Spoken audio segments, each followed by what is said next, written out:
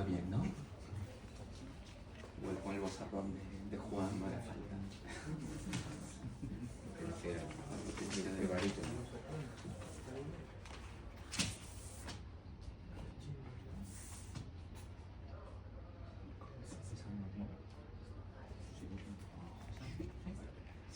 Bueno, ¿qué tal? Buena tarde a tothom. Muchas gracias por estar aquí. Bueno, estamos muy contentos de poder presentar este nuevo libro de Nilton Santiago, en compañía de Juan Vico. Nos hace mucha ilusión porque somos una librería que generalmente le damos mucho espacio y mucho lugar a la producción poética, y nos hace especial ilusión. Yo sé que va a ser difícil, pero ahora les dejamos por esta presentación a ver si el verbo no alimenta o no, como el epígrafe que usa Blanca Varela en uno de los poemas. Yo imagino que será difícil de responder, pero sobre todo os agradecemos estar aquí en una ciudad donde hay tanta oferta cultural. Os dejo con ellos, muchas gracias.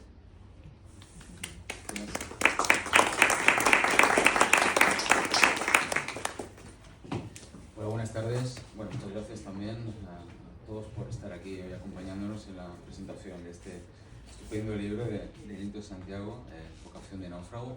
Yo tengo la suerte de conocer a Nilton hace mucho tiempo, de haber leído bastantes de sus libros, y para mí es un placer y un privilegio estar aquí realmente charlando con él y intentando desentrañar un poco las claves de este libro, ¿no? Gracias también a Laie por acogernos, por supuesto, una vez más. Vamos a hacer un poco esto, ¿no? Voy a intentar disponer un poco las cuestiones que más me han llamado la atención del libro, esos puntos que me parecen característicos tanto de la obra de Nilton como de este libro en cuestión, pero vamos a intentar hacer un diálogo, para que no sea esto como una especie de monólogo explicativo, ¿de acuerdo? Y bueno, me gustaría comenzar hablando de una de las características de la poesía de Nilton que siempre me han llamado, que más me han llamado siempre la atención, y que en este libro se mantiene más que nunca, y es el tono de la poesía de Nilton Santiago. Utilizo este concepto sabiendo de que es un concepto absolutamente resbaladizo. Yo a mis alumnos les digo muchas veces, bueno, el tono es eso, de lo que todos sabemos que estamos hablando, pero nadie se atreve a definirlo. ¿Quién podría decir lo que es el tono literario? Todos sabemos a qué nos referimos cuando decimos este libro tiene un tono tal o tiene un tono cual, pero es muy difícil de definir. El tono de la poesía de Nilton es muy reconocible. Para los que ya conocemos sus libros, leemos un poema y enseguida estamos como, pues eso, con esa idea de familiaridad, ¿no? de saber que estamos conectando con algo que ya conocemos. Y yo diría que para la gente que se acerca por primera vez a su obra, ese tono, esa textura particular de la poesía de Nilton es como mínimo sorprendente, porque es un tipo de estética realmente original, y que enseguida uno percibe la personalidad de esa voz que poema a poema va constituyendo el libro. Yo diría que este tono en cuestión del que estoy hablando viene en gran medida de la increíble fusión de ingredientes que tiene la poesía de Nilton. Ingredientes que seguramente encontramos en tipos de poesía muy diversas, pero que raramente o muy difícilmente encontramos en un mismo poeta, en una misma obra. Y me refiero a cosas como la imaginación desbordante, el gusto por el giro sorprendente, el uso muy peculiar del humor, el equilibrio entre las referencias a la realidad y a lo onírico o a lo simbólico, que en este libro es especialmente importante, y sobre todo una muy particular mezcla entre ligereza y hondura. Es decir, uno lee un poema de Nilton, son poemas muy agradables de leer, pues eso, ¿no? que se leen con muchísima fluidez, pero que tienen un pozo tremendo, ¿no? Y ese contraste entre lo aparentemente ligero y la hondura es uno de los grandes atractivos, sin duda, de su escritura. En un mismo poema de Nilton nos podemos encontrar referencias cotidianas, imágenes rompedoras, coqueteos con el absurdo, paradojas, frases hechas en lugares comunes vueltos del revés, referencias autobiográficas, versos aforísticos, etcétera, etcétera, etcétera. El secreto, insisto, para mí de su poesía es cómo consigue que toda esa amalgama de recursos funcione de una forma tan engrasada y tan increíblemente fluida. Destacaré también de este libro, en relación con esto que digo, la forma en que lo trascendente es ofrecido en un entorno absolutamente cotidiano. Y a veces con elementos que se mezclan lo cotidiano con lo imaginativo. La frase, digamos, de tipo sentencioso, filosófico, aforístico, resuena con más fuerza precisamente porque está dentro de este tipo de entorno, de escena poética. Voy a poner un ejemplo. En la página 57, por si tenéis el libro a mano, están los siguientes versos. Dice Nilton: una luz que no es luz nos hace posibles. La linterna del móvil que se conjura con la luna que nos balbucea fatigada su fulgor. Es decir, esta frase como existencial, ¿no? Filosófica, de una luz que no es luz nos hace posibles, de repente resulta que es literalmente la luz del móvil y que encima tiene relación con la luz de la luna, que es el mayor tópico literario, ¿no? Con lo cual estamos jugando ahí con una gama amplísima de recursos, y es un modo en que por un lado se rebaja, digamos, esta cosa filosófica que a veces puede ser un poco demasiado cargante en un poema, pero al mismo tiempo se sobredimensiona, precisamente por lo que decía, ¿no? Porque lo leemos en otro contexto y es por eso mucho más moderno y mucho más efectivo. También hay aquí recursos que tienen puntos en común con otros géneros literarios. Por ejemplo, el diálogo. Hay muchas frases dialogadas, es decir, hay muchas frases dichas por personajes que aparecen en el poema. Recurso, evidentemente, que asociamos sobre todo con la narrativa. Es un recurso en realidad conocido en la poesía, sobre todo en la poesía tradicional, que era esencialmente narrativa o en gran medida narrativa, pero que en la poesía contemporánea no es tan habitual. Y es verdad que cierta narratividad en la poesía de Nilton, algo así como una puesta en escena, muchas veces hay escenas reconocibles, que no son más que una excusa para disparar desde ahí los recursos poéticos, pero no diría que sea una poesía narrativa, ni mucho menos una poesía prosaica. Yo veo más bien esta escenificación, este recurrir a elementos como los diálogos o ambientar en un momento concreto y en un espacio determinado del poema, como un recurso más que le permite jugar con los límites del poema y con los límites de lo poético. Entonces me gustaría empezar por aquí, un poco para abrir a la charla y no estar yo aquí pegando el discurso. Me gustaría empezar por preguntarte por tu relación con lo narrativo, con esos elementos del poema que en principio, sobre todo en la actualidad, asociamos con tipos de texto diferentes al poético. Sí, a ver, es una pregunta que no había meditado. Supongo que es para dar una suerte de cabida a toda la anécdota que subyace en el poema.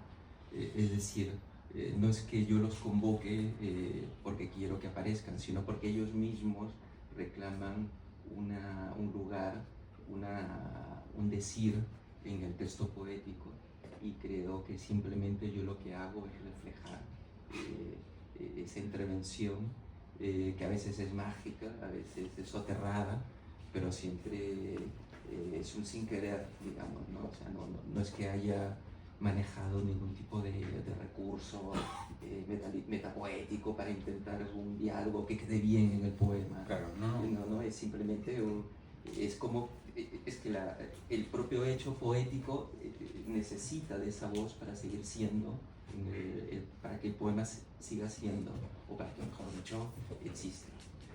Esos son retazos de diálogo, diálogos completos. Sí. Y me encanta eso, ¿no? Es decir, el poema se puede convertir en una caja en la que cualquier cosa bien vehiculada y puesta al servicio del poema puede funcionar, ¿no? Sí. Por eso lo decía, ¿no? Como los diálogos, además diálogos, pues eso, ¿no? Muy coloquiales, a veces más sentenciosos, pero muy acordes con la escena que recreas, forman parte del poema, igual que forman parte, pues, una imagen absolutamente poética que puede venir en el verso siguiente, ¿no? Ese conglomerado me parece fascinante. Otra constante de tu poesía, lo hablábamos hace un rato, y que está en todos tus libros y que a mí me tiene absolutamente fascinado, es la presencia de los animales. La poesía de Nilton, se puede hacer un bestiario con la poesía de Nilton. Yo te propongo que lo hagas alguna vez, tomar todos los animales que han aparecido en tus libros y no sé, pues hacer alguna especie de juego con eso, ¿no? En este libro aparecen bulldogs, erizos de mar, gatos, sardinas, liebres, cabras, búfalos, macacos cangrejeros, koalas, perezosos, polillas, salamandras, rayas, lagartos, mirlos, serpientes, tortugas, medusas, pelícanos, gecos, perros, gallos, mariposas, caballitos de mar, iguanas, cormoranes, luciérnagas, pirañas, delfines, chimpancés, gorilas, pulpos, calamares, vacas, cebras, zorros, ballenas, abejas, cuculíes y jabalís. Lo más increíble de esto es que un animal puede estar presencialmente en el poema, es decir, la voz poética, el sujeto poético está hablando y pasa por su lado un gato, pongamos, pero el animal puede ser también un elemento absolutamente simbólico o metafórico o un elemento onírico, es decir, cuando aparece un animal en tu poesía, y eso es lo maravilloso, no siempre es para lo mismo, ¿no? Entonces, usted un poco no sabe, ya sé, porque lo has dicho antes, que no sabes por qué aparecen tantos animales, pero bueno, díselo al público. Es alucinante, no había tenido en cuenta la cantidad, que esto parece catálogo del zoológico, más bien. Están maravillosamente integrados, o sea, aquí parece todos juntos. El libro, pero probablemente son una suerte de espejos en el que uno, en el momento ya no del hecho poético, de escribir, sino en ese vivir poético, ¿no? O sea, más allá del ejercicio mismo de la poesía, que es el de querer vivir sorprendiéndote, luego escribir o no, ciertamente puedes conseguirlo con mejor o peor resultado, pero ese querer sorprenderte creo que es muy rico cuando ves ese tipo de espejos en el otro, en la otra edad, que a veces pueden ser personas, a veces puede ser gente, a veces pueden ser animales, ¿no? Que resignifican tu propia humanidad a veces, ¿no? Y te devuelven un significado escondido que es mucho más rico que creías que tenías, ¿no? Y luego lo mismo que los diálogos entran y caben en el poema de una manera inverosímil, porque es que claro, no es que los convoque queriendo, ¿no? Simplemente aparecen. Entonces, ahora la palabra convocar, yo diría también invocar. Invocar, sí. Porque en este libro hay varias referencias a lo fantasmagórico, es decir, lo fantasmático, pero suena muy psicoanalítico. A lo fantasmagórico. No sé si eres consciente de ello. Cuando pasamos a corregirlo y a las correcciones y las primeras impresiones, sí que vi con cierto nerviosismo que había mucho fantasmín por ahí. Eso está bien, yo soy muy de fantasmas, Esto igual hay que quitarlo, ponerlo,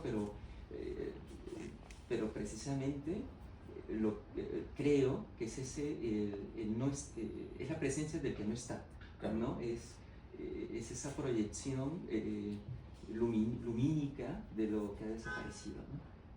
Y claro, la forma de llamarlo cuando escribes, pues el fantasma, una presencia que puede ser inquietante, ¿no? Ciertamente, pero para mí es más bien feliz, es algo que nuevamente aparece en el poema para darle una dimensión más bien incluso de jolgorio, de presencia más allá del sentido y del hecho poético. Dando un poco las dos cosas, los animales y los fantasmas, ¿no?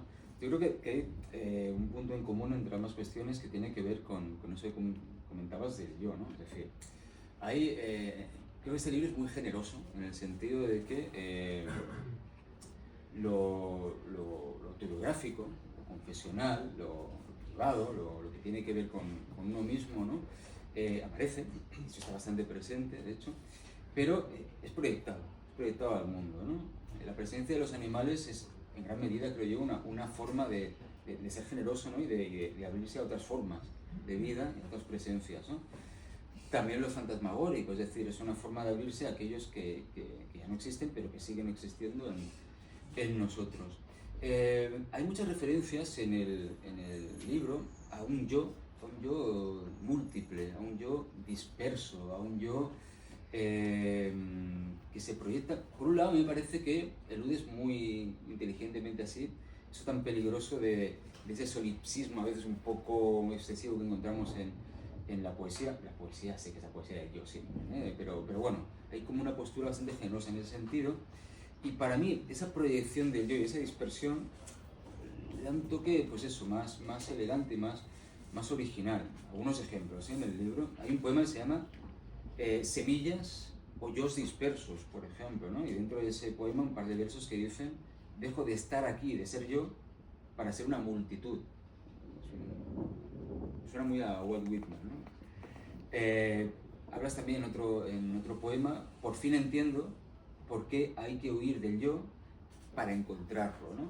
Háblanos un poquito de esta concepción del yo en el libro. Sí, al ver el libro en su conjunto, vi que ciertamente se cuestionaba el hecho de un yo rígido, inmutable, que nos acompaña a lo largo de la vida como una suerte de ancla. Creo que puede ser que sea una suerte de visión espacial, pero también temporal, que recoge los poemas, que es como que varios yo se van superponiendo, como las hojas en las alcantarillas, ¿no? Entonces se va haciendo, además de mi condición de migrante, de estar constantemente en movimiento, un yo en tránsito, digamos, ¿no? Que cuando termina luego de encontrar una capa o algo que puede consolidar, de pronto van cayendo más hojas, ya sea porque me interesa más hablar del mundo alemán, o me interesa más el mundo, el que sea, el que me quieras llamar, pero que está en constante movimiento. Y creo que muchos poemas recogen ese hecho de cuestionar un yo rígido, inflexible, y además que, claro, cuando te vas construyendo, vas volviendo a lo único que crees conocer, que es el pasado, ¿no? Y es como a veces cuando te echan cartas para leer el futuro, a veces cuando escribes un poema es más bien echar como cartas hacia el pasado, ¿no? Y muchas veces te inventas, o sea, igual la edad te fuerza a reinventar el pasado, ¿no? Intentando encontrar otro tipo de yo, otro tipo de algo que no fuiste, y que encuentra y se resignifica en el poema. Claro. De hecho, el poema que lleva el título del libro es eso, ¿no? Es una suerte de yo que no fui, que se reencuentra con ese yo en tránsito. Tiene ese aire paradójico que utilizan mucho, incluso muy de los más productivos en la poesía, ¿no? Pero que utilizas muy bien la paradoja. Vocación de náufrago no es exactamente una paradoja, pero tiene ese punto, ¿eh? Nadie es náufrago por vocación. Claro. En conexión con todo esto, también me llaman la atención los muchos versos del libro que rondan en torno a la idea del vacío. No sé si eres consciente también, porque te digo todo el rato que no si eres consciente, porque uno es el menos consciente al final de lo que has escrito. Y yo al menos. A mí me pasa, yo soy más inconsciente, no solo en poesía. Esa idea del vacío, de la ausencia, de la desaparición, lo fantasmal que decíamos antes, a pesar de que no es una poesía sintética ni minimalista, que es lo que solemos asociar con esa estética negativa, ¿no? del vacío y demás. Yo diría que hay una reflexión en modo paradójico en que el vacío es al mismo tiempo una suma y una resta, ¿no? Depende de cómo lo miremos. Versos, por ejemplo, como desaparecer es la mejor forma de estar en el mundo. O este otro que dice ir perdiendo partes de nosotros para seguir siendo. No sé cómo ves esto. Sí, el vacío es donde se despliega todo eso que hemos estado hablando anteriormente, ¿no? No sé si para redimensionar el espacio o para crear una suerte de nosotros, pero sí, es una idea que siempre me ha rondado, el vacío en la creación poética. Lo que pasa es que es muy complejo abordar desde la poesía el hecho de la nada, ¿no? Bueno, se ve el gusto por la tradición barroca también. Sí, exacto, ¿no? De miedo, pero también de una suerte de atracción hacia eso que no es, hacia eso que falta, ¿no? Claro. Es algo que sí, que los barrocos como acabas de decir, lo intentan llenar como pueden, ¿no? Claro. Los viajes también están presentes en este libro. Hay varios viajes, eso sí que es algo bastante común en la poesía contemporánea, pero en tu caso no me parece un catálogo parece tendemos todos, ¿no? A hablar de los viajes como, pues eso, con cierta, yo he hecho esto y esto. En tu caso es como una excusa, como un rumor de fondo que te sirve para desarrollar el poema, pero al mismo tiempo el lugar en el que pasan y la anécdota tampoco que te sirve de excusa son muy vivas. Sí.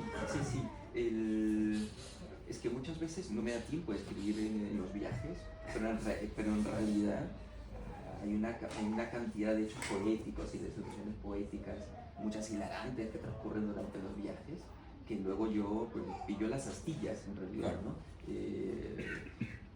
Pero sí, digamos que podemos decir que están como telón de fondo, pero podría ser el viaje y podría no serlo, ¿no? Ese tipo de situación que convoca el poema.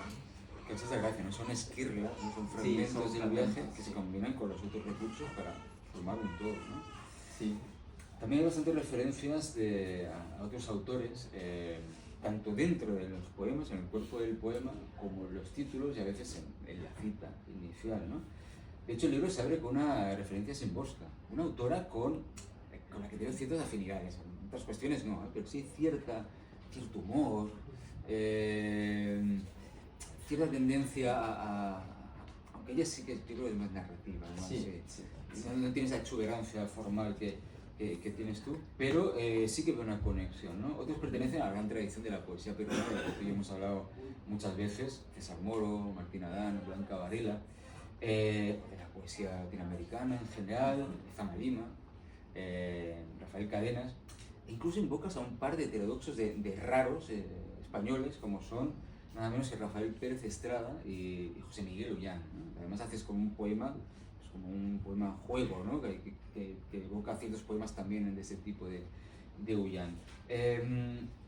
Esos autores que están en este libro, ¿tú crees que son los que más han marcado tu escritura? Y sobre todo, ¿te has mantenido fiel en estos años a una playa de autores muy determinada? ¿O esto ha ido cambiando durante las épocas? Ha ido cambiando, pero creo que siempre vuelve. Los que abandonas, bueno, las primeras lecturas cuando eres jovencito, pues donde se va horneando el pan de los sueños poéticos, rara vez los abandonas. César Moro, Emilio Westphalen, ese primer surrealismo que hablabas, peruano, las vanguardias latinoamericanas, son faros, son poéticas tutelares que te van guiando en la actualidad, no solo poética, sino de la vida, y que van brotando y regresan constantemente, ¿no? Claro, es raro que, claro, Szymborska y Westphalen igual no tienen mucho que ver, ¿no? No, mucho. Pero claro, sí es la gracia, ¿no? Y bueno, yo intentaba leer el libro de Szymborska, pero la chica que tenía el vídeo del Bulldog no lo tenía toda pastilla y no me dejaba leer, ¿no? Y luego lo cerré y como los libros no pasan páginas, ¿no? A veces, cuando no somos capaces de entrar en ellos. Pero sí, ayer mismo aquí se presentó un libro de Rafael Pérez Estrada, yo lo admiro muchísimo, creo que es un poeta extraordinario, de esos que creo que para ellos la poesía es una patada de la imaginación, ¿no? Y todavía por conocer, pero que lo admiro y siempre lo admiraré, creo. Entonces todavía podemos, que a él que le gustaba también, me alegra que haya dicho lo del fantasma, y él que era muy del mundo de los fantasmas, seguro que está por aquí. De los animales. Bueno, también de los animales. Y además era muy... escribía poemas en prosa, ¿no? Pero Sí, eran sí, pero sí, muy sí. imaginativos, por lo cual se rompe el tópico, ¿no? Aforismo, así, un gran dibujante. Sí. ¿Cómo ves este libro en relación a los anteriores? Una pregunta así como de periodista. Este libro en relación a los anteriores puede ser que hay, tanto este como el anterior, que se llama... ¿Conocéis el dicho no está hecha la miel para la boca del asno? Sí, ¿no? Es que voy a hacer una encuesta porque hay mucha gente. Luego yo digo, mi libro se llama Miel para la boca del asno, ¿no? Porque precisamente lo que intentaba era dar voz a aquellas voces silenciadas, violentadas, que aparecen en el libro, pero luego la gente me dice, oye, ¿qué tal tu libro Rebuzno de asno? O Orejas de burro. Entonces yo digo, no se llama así, se llama miel. Pero bueno, en cualquier caso, podemos decir que ambos libros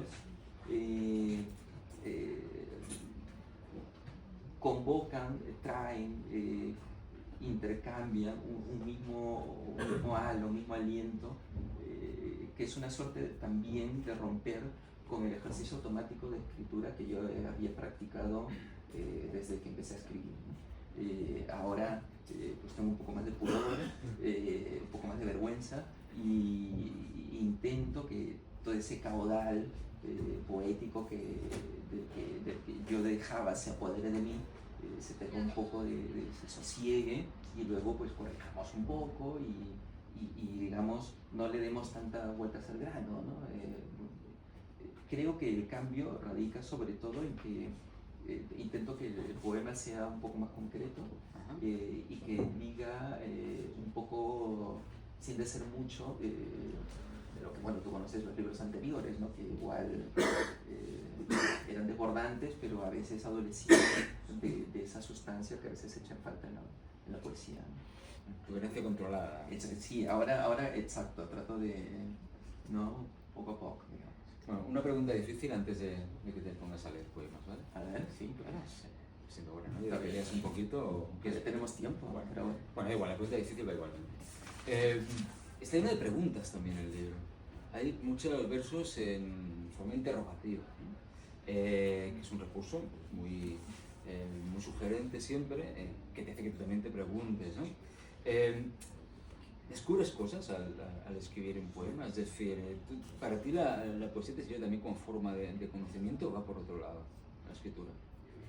Sí, la poesía es mitad revelación y mitad misterio. A veces te lleva por un lugar y a veces por otro. Siempre he repudiado eso del poema como un lugar y paso de catarsis, pero ciertamente el poema me ha llevado, tirando del hilo, a situaciones como la que tú comentabas arriba en la cafetería, como el pollito que pisé y tal.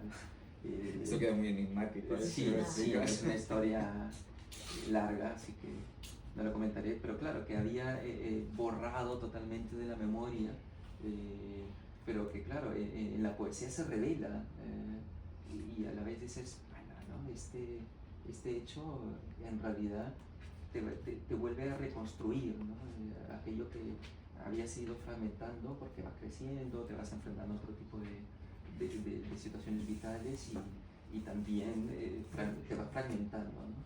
Y la poesía a veces te trae de vuelta de una manera muy, digamos, bastante más solemne de lo que uno cree en el juego, que a veces cuando me lee, pues dirán, este tío se la pasa pipa, ¿no? Pero a veces hay situaciones que sí que te chocas con un mazazo, sin querer.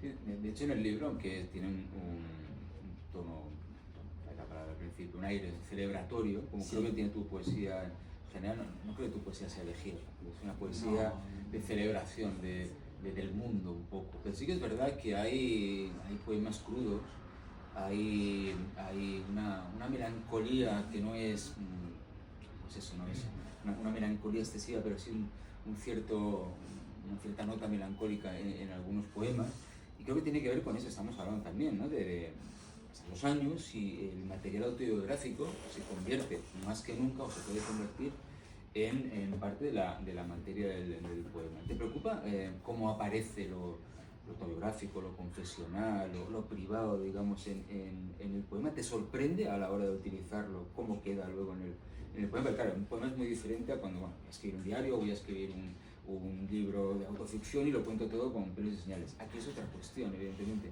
¿Cómo lo vives? Es muy curioso porque, claro, el ejercicio de escribir te lleva y te hace atravesar ciertas puertas que a veces no sabían que existían, pero muchas veces te hermanan, te hacen emparentarte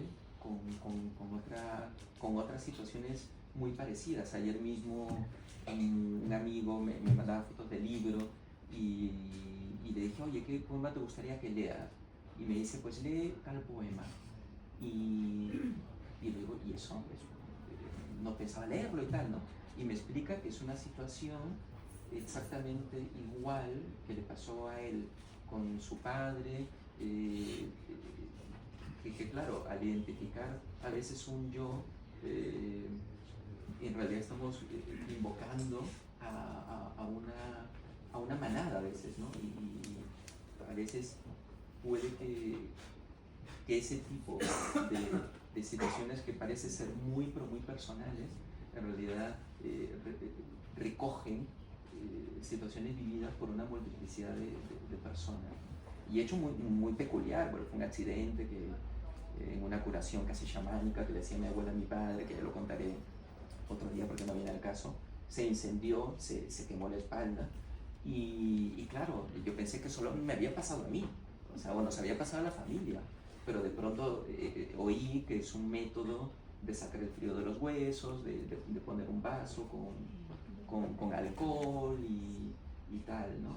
Es decir, claro, luego ahí te das cuenta que no eres tan, eres más fragmentado en una totalidad de lo que crees, ¿no?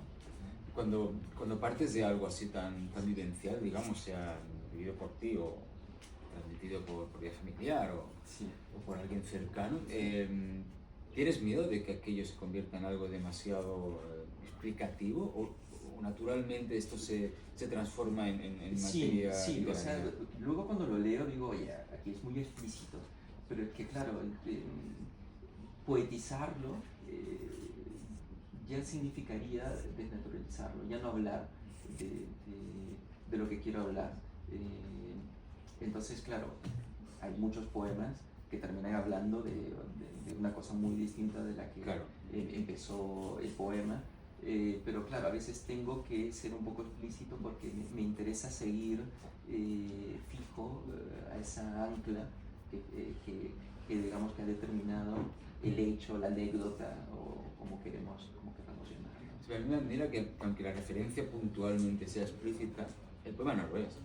Es Sí, decir, sí. tú puedes tener en un poema o una estrofa o una serie de versos que sigan referencia a algo muy concreto, muy palpable, muy identificable, pero luego por acumulación de los versos y por irte a otros sitios y sobre todo por el recurso de la elipsis, que para mí es el gran recurso literario en general y más en la poesía, ¿no? De aquello que queda entre líneas, de aquello que no se dice, por mucho que versos en concreto sean explícitos, el poema se acaba convirtiendo en algo muy poético en el sentido de elusivo, de, bueno, pues eso, ¿no? de un acercamiento profundamente estético y formal, en el buen sentido, a ese hecho que parecía como tan vulgar o tan cotidiano o tan intercambiable por el de cualquier otro, ¿no? Tal cual. Pues, fragmentos, ¿no? Es decir, no tienes obligación la obligación que algunos autores se ponen de tener que explicarlo todo con pelos y señales. No, para nada. Pero de hecho hay anécdotas o de lo que se quiere hablar, lo atraviesan el poema y casi ni se tocan, ¿no? Claro, Está de forma soterrada o digamos escondida, ¿no? ¿Tienes algún poema que Sí. no sé, Mira, sirva fíjate. de ejemplo para esto que hablamos? por Fíjate, ejemplo? puedo leer un poema que precisamente, claro, este poema es el perfecto ejemplo de lo que estaba comentando, porque yo lo que quería era escribir sobre un zorro que vimos en la carretera. O sea, lo contaré en 2 minutos, espero que tengan paciencia. Nos ocurrió hacer un pavo en Navidad en Alemania, era enorme y el bicharraco pues no entraba en la nevera y lo marinamos y tal, a lo peruano, ¿no? Especias, y entonces me dijo, no, déjalo en la terraza, que aquí nadie toca nada, además que hacía un frío espantoso. Y claro, lo dejamos en la terraza tal cual y nos fuimos allí donde nos habían invitado a cenar. Y en el trayecto, en un bosque y tal, en medio de la noche cerrada, pues claro, vimos un zorro enorme que creo que llevaba algo en la boca, otro pavo. Yo dije, ostras, mi pavo, ya. Entonces, claro, y el poema en realidad quería hablar de esto, pero al contarlo, también se da la paradoja que yo cada vez que quiero contar esto, lo que te decía antes, la persona que se lo quiero contar me termina contando otra cosa, ¿no? Entonces se apodera del poema Es muy poético eso. se apodera de, o sea, yo venía a contar del zorro y claro, y me salen contando una historia aún más inverosímil, que es esta, que se llama Alergias. No deja entrar al gato que tras la puerta de cristal le señala el corazón. El hombre se pasa todo el año solo y se ha hecho amigo del gato del vecino. Le arroja sardinas a la nieve, le da de beber el agua de su brújula y hasta hacen la siesta juntos. El gato, por ello, lo mira confundido. Esta vez nos alojaremos en su sótano, donde aún habita el miedo de las enfermeras de guerra, que en la oscuridad ven brillar mis heridas. Los aullidos del gato nos persiguen. No lo deja entrar porque a ella, su hija, le da alergia. Deshacemos las maletas como si nos deshiciéramos a nosotros mismos. La cena está servida, subimos y nos sentamos a charlar. Trump, la bomba sobre Gaza y el zorro que acabamos de ver en el bosque ocupan nuestras bocas. Cierta vez, ese hombre negro vino corriendo a la consulta. Se le había despegado la oreja y se le resbalaba por la mejilla. Una mujer que iba en el metro se puso a chillar como una hiena. She fainted, nos cuenta él, imitando en inglés la voz del afroamericano, un cliente al que le hizo una prótesis de oreja. Reímos, mientras parte de mí se imagina la vida como una prótesis, como algo que no es nuestro y que se nos resbala. Ayudo a recoger el servicio y otra vez lo veo, el gato mirándonos tras la puerta de cristal de la cocina. Esta vez me señala a mí el corazón que cae sobre la nieve como una sardina congelada. De pronto descubro que soy yo el que os mira desde fuera, mientras tu padre y tú resplandecéis como dos animales que acaban de nacer desde la misma grieta. No cabe duda. Así como escribir es borrar palabras, desaparecer es la mejor forma de estar en todas partes. Claro, entonces yo venía a contar lo del zorro y me contaron lo de la oreja que se resbaló a la persona esta que le habían hecho una prótesis por el sudor, el calor que había en ese momento en el metro, pues se le deslizó la cola que le pegaba, le sujetaba la oreja protésica a la mejilla. Es como también, aparte de una imagen muy David Lynch, es también como el efecto de la literatura, ¿no? Oímos y las orejas se nos deshacen un poco, ¿no? Sí, tal cual. La visualidad también está muy presente en tu libro, la mirada, los ojos. Hay, por ejemplo, un verso en la página 26.2 que dice: también el poema nos ve por el mismo ojo por el que lo vemos. Y hay algún otro verso parecido, no tengo localizado en el libro, muy machaviano, por cierto. ¿Qué relación tienes con esta idea de la visualidad? Porque igual que hay narradores muy visuales y otros muy introspectivos, también lo hay en la poesía. Sí, precisamente el poema del que hablabas era, bueno, estaba sentado yo intentando leer en la Plaza Vicente Martorell, allá al lado de casa, y claro, no caí en cuenta que, sí, que el ojo que ve, ¿no? Es bueno, también hay mucho de filosofía zen y todo en esto, ¿no? Es el mismo ojo por el que somos vistos. De hecho, la última parte del libro se llama El ciego que ve. Exactamente. Que bueno, que también es una suerte de revelación, porque claro, llegamos a esa parte del libro ya en un momento vivencial donde me redescubro en realidad, ¿no? O sea, en ese tránsito que no sabía bien qué era, me identifico a través de una desaparición, ¿no? que es una parte profundamente dramática, pero no solo por el hecho, sino porque de pronto te chocas de bruces contigo mismo. Eso que no sabías o que no entendías o que no querías asir, era en realidad lo que te identificaba, ¿no? Como era la muerte de mi padre y ver que era eso, ¿no? Lo que era yo también, ¿no? Por eso no leeré ningún poema de esos porque... No, pero está muy presente en el libro. Sí, está muy presente,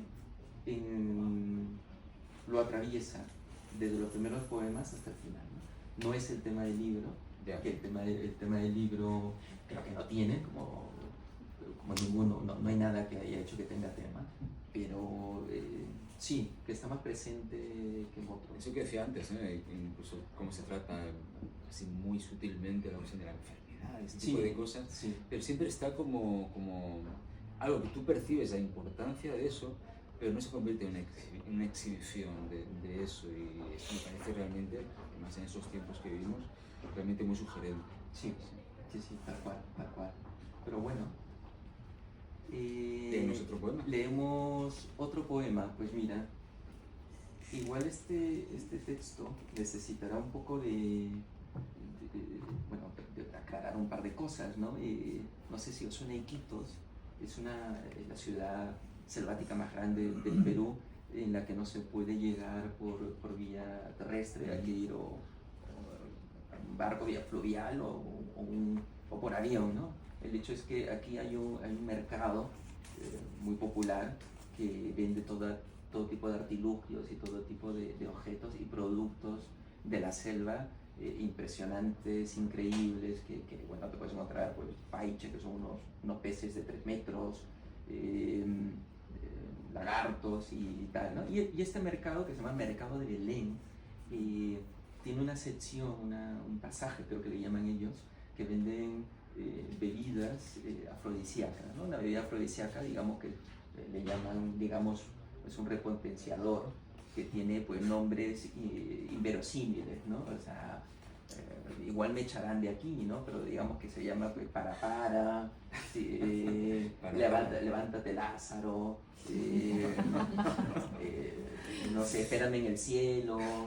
Entonces, simplemente digamos, para que no se vaya mucho el poema que mencionó, RC, que sería rompecalzón, es la bebida. Y también, además de bebidas, hay fragancias que, claro, el chamán y tal, a través de la fragancia, pues puede hacer que la persona que deseas o la persona tal, pues concurra y venga a tu lado, ¿no? Para esto, pues había en este pasaje un perro peruano, que son sin pelo, que se llama, creo, Calatos, que estaba como una suerte de guardián perenne de ese pasaje donde vendían productos. Cancerbero. Exactamente. Entonces el poema se llama Mantenerse fiel a las ideas es más fácil para un perro. Está en la página 52. Si el peso de un hombre es inversamente proporcional a su vacío, el peso de un perro es inversamente proporcional a su ladrido. Lo sabemos y por ello lo saludamos para que nos deje entrar. El perro nos dice buenos días, nosotros en contestación le ladramos. Mercado de Belén se llama aquí, al lado del río Italia. También estuve con mi padre en el otro Belén. Allí descubrimos que a Dios lo respiramos. Nos advirtieron varias veces de no ir a ningún Belén. En Tierra Santa, un soldado. Aquí, en la selva, un mototaxista. En el otro Belén, mi padre se deslizó y besó el lugar donde dicen nació Jesucristo. Aquí nosotros nos agachamos para recibir una limpia que cura la infertilidad.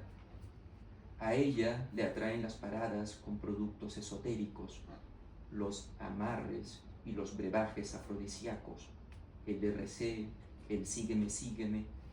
Compramos palo santo, ají charapita y jabón abre caminos. También un extracto de uña de gato con maichil. Le han dicho que deshace los tumores, como ese que le ha brotado a mi padre en la hipófisis, como una perla de átomos. y al que oigo expandirse desde dentro de mí. Salimos del mercado. El perro se despide de nosotros. Yo, en agradecimiento, le arrojo mi ser. Al salir de Belén, en Tierra Santa, unos soldados nos pidieron los pasaportes y nos preguntaron si sabíamos ladrar. El peso de ser extranjero en tu propia tierra será el mismo que el de no ser. Le pregunto al mototaxista Bora, que nos trae de vuelta. Tanto buscar el origen, la divinidad, cuando hasta un simple gusano suri es hijo de la colisión de dos estrellas, me dice. El epitafio será entonces el haber nacido. Ese es el poema del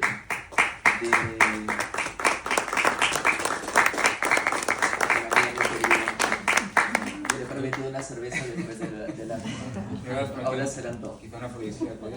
Ya, una copita de afrodisíaco. Yo creo que resume perfectamente lo que un poco, muchas cosas de las que hemos ido diciendo de este poema, ¿no? Tono, intención, recursos. Bueno, léenos más. A ver, ¿cuál? Me han dicho que lea el que le da título al libro. Bueno,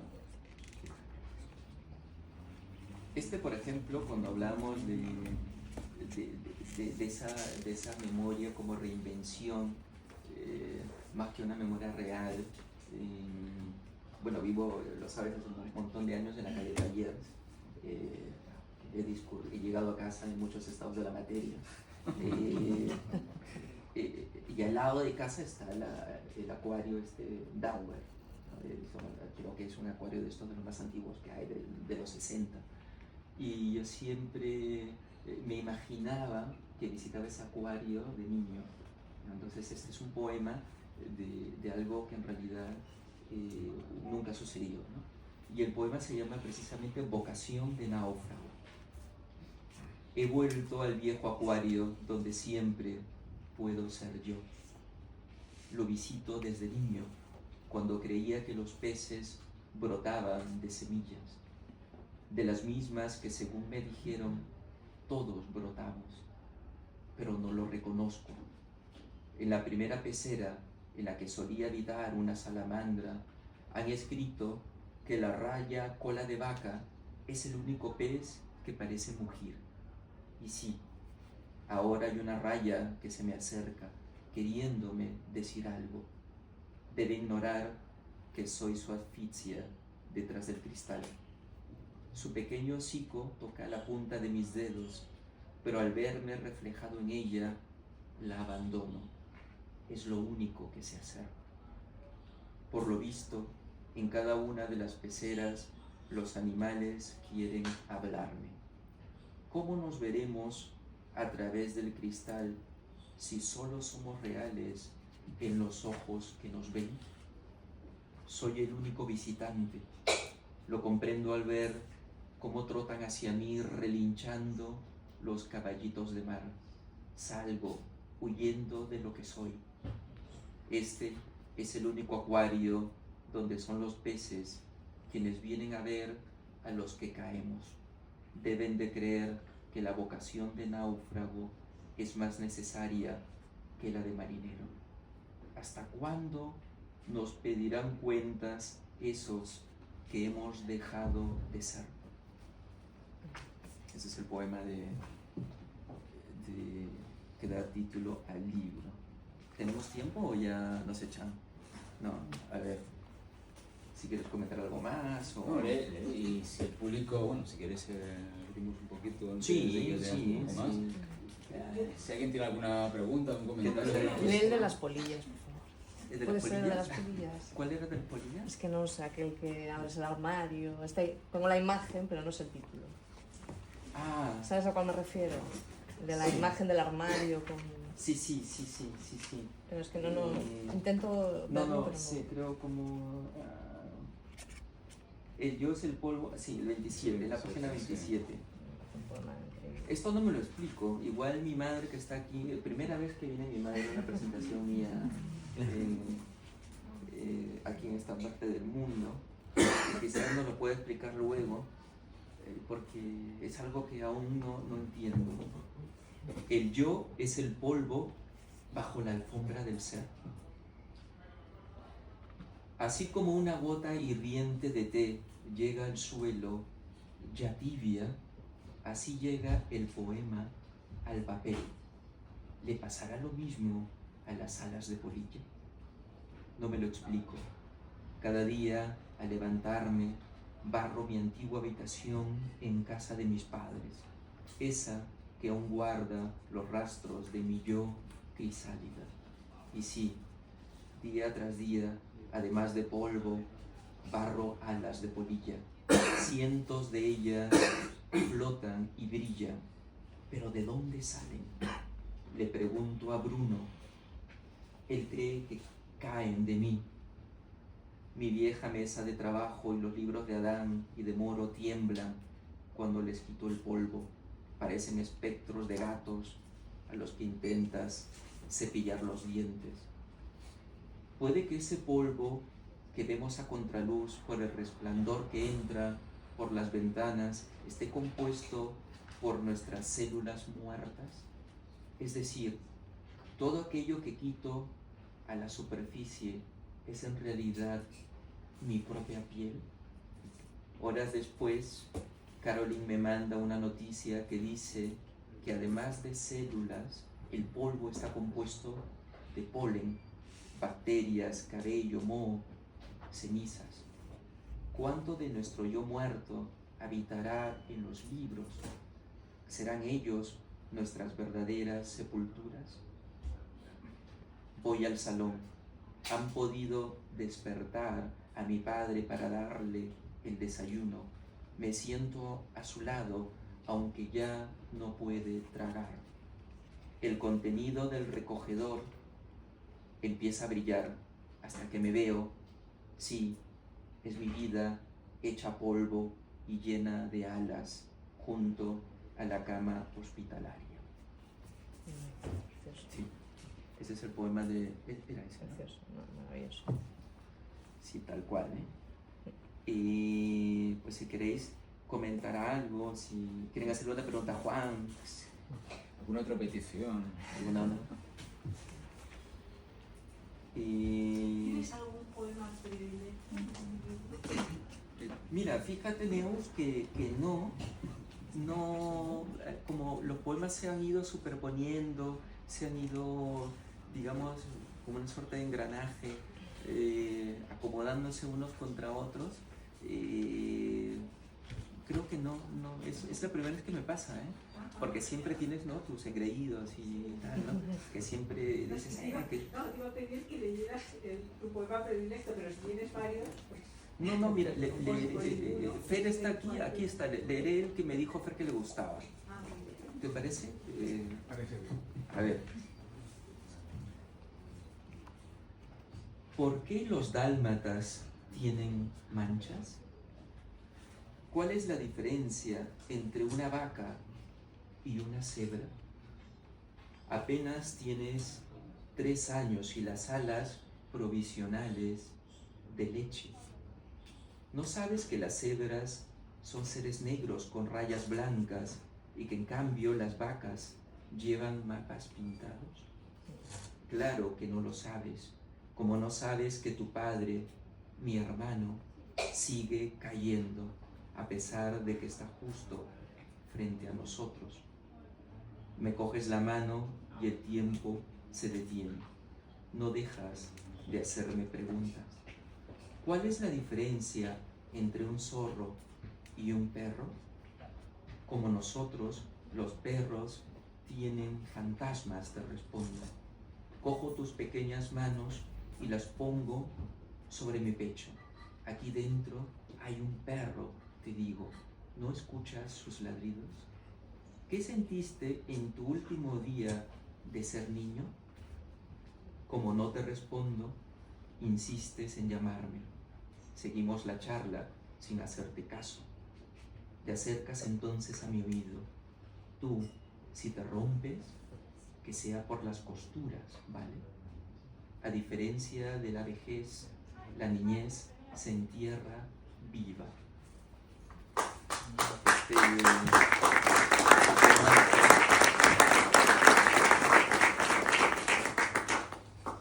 Pues claro, este poema yo no le hacía ni caso hasta que Fer me dijo, oye, este poema me gusta, entonces... La niñez y sus preguntas. Exactamente.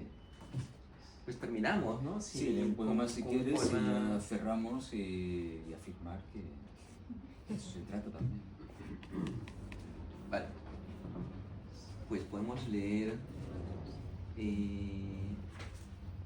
mira, este de la página 11 que se llama El hábito del monje.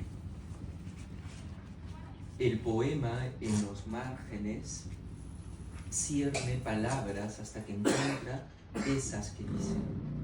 Ni siquiera le hace falta pronunciarlas, mencionarlas. Dijo bola de fuego o haz de luz, el primer sapiens que vio un cometa. Seguro que pensó palabras, las cernió en esa red que llamamos conciencia. Tal vez balbuceó algo parecido a la palabra cometa, nunca lo sabré.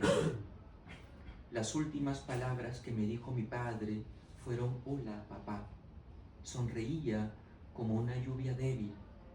Podría haberme llamado por mi nombre, por esa palabra que me identifica, pero no lo hizo. El primer sapiens que vio un cometa quizá estaba al borde de un río, bebiendo, viendo su cara homínida sobre el agua, creyendo que sería eterno, hasta que vio el cometa al verse. El poema es el agua que se lleva el reflejo de lo que creemos ser, así como el hábito no hace al monje, el hijo no hace al padre hasta que él nos llama por su nombre.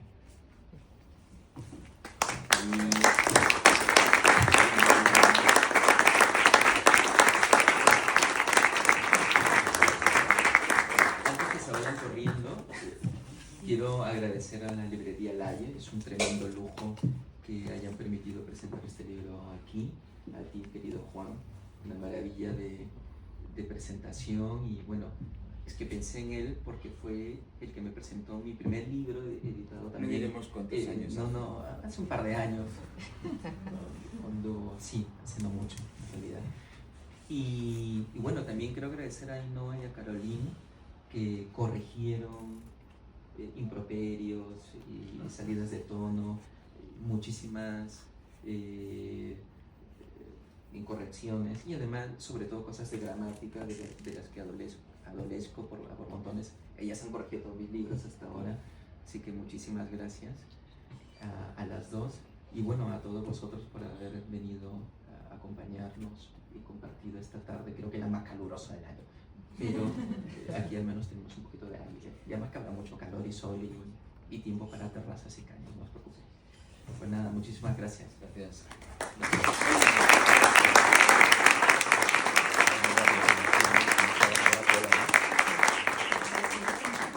Para que no quede grabado en nuestros planes.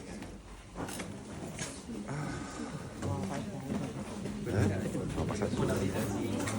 Tienes tu poema.